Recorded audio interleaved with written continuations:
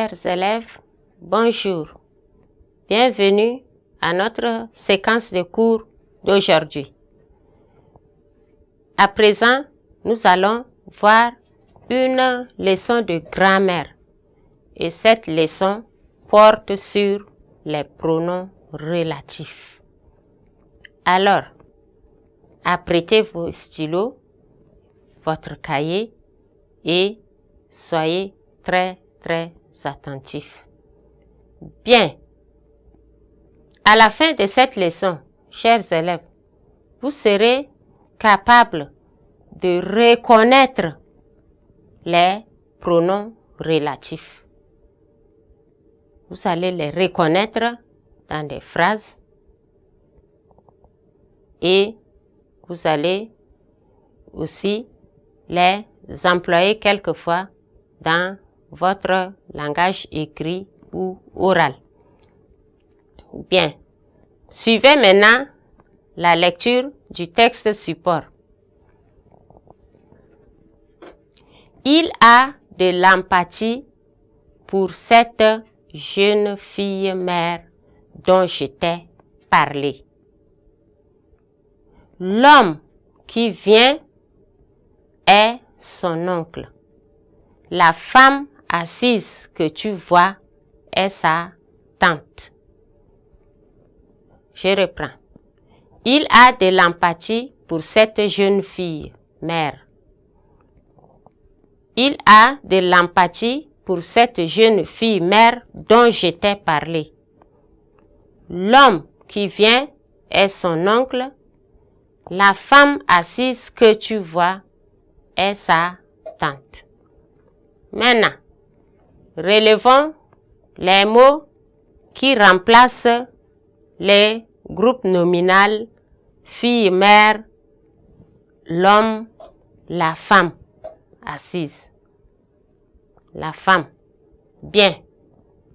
Ici, si nous revoyons dans le texte, on a les mots dont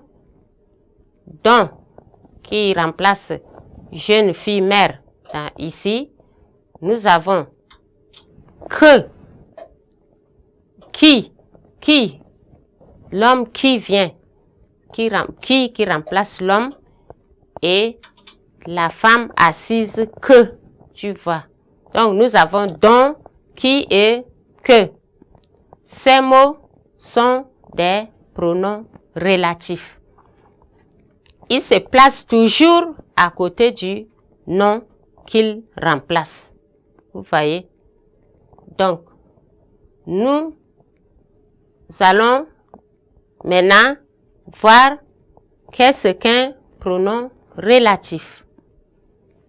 Le pronom relatif est un mot qui remplace un nom et ce nom que le pronom remplace est appelé antécédent.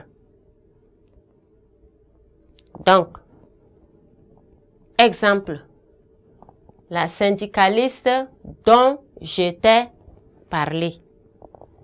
Dont ici remplace la syndicaliste. Et la syndicaliste ici est l'antécédent.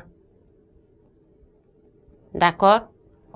Donc, les pronoms relatifs qui sont, entre autres, qui, que, quoi, que, apostrophe, dont, ou, ne changent pas de forme d'après leur fonction.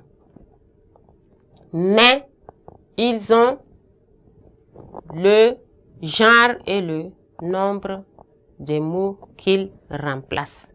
Ça veut dire, quand vous voulez analyser le pronom relatif, ici, par exemple, la syndicaliste dont je t'ai parlé, ici, on va dire dont il a le genre féminin, le nombre c'est masculin. Il prend le genre et le nombre de son antécédent. C'est ça le nom qu'il remplace qui est l'antécédent.